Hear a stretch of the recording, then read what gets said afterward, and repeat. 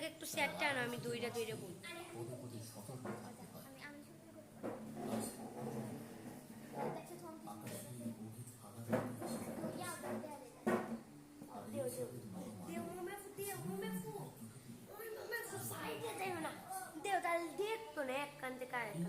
শরীর ডুবিয়ে রহিম নৌকা নিয়ে বের হলো মাছ ধরতে। তার মনটা আজ ফুরফুরে।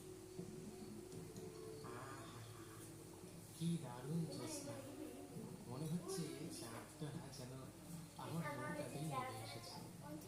এই আলোয় মাছেরা সব চকচক করছে। না আজ কত মাছ যে উঠবে কে জানে। রহিম তার জালটা নদীতে ফেলে গুনগুন করে গান গায়। তারপর হঠাৎই তার মনে পড়ে যায় কালা সর্দারের কথা। আরে ধুর, কালা সর্দার যে কেন বারণ করেছিল। দেখ রহিম, আজ যে মাছ উঠবে তার বিক্রি করবি না। যদি রাত করলে কিন্তু রেহাই পাবি না।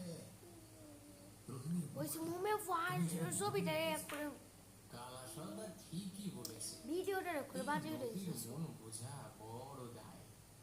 কতবার যে তার রাগ দেখেছি মনে আছে। হ্যাঁ, একবার নদীর বুকে মরা মাছ ভেসে উঠেছিল। ওরে বাবা, সে কি ভয়ানক দৃশ্য।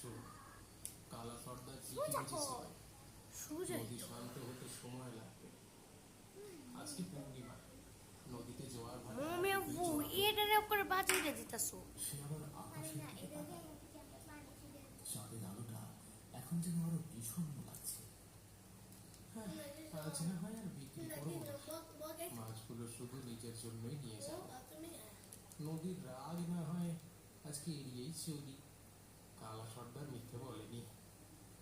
রহিম তার নৌকার বৈঠা করে শান্ত নদী আর পূর্ণিমার চাঁদ সাক্ষী থেকে এক জেলের নদীর প্রতি শ্রদ্ধা এবং সতর্কতা।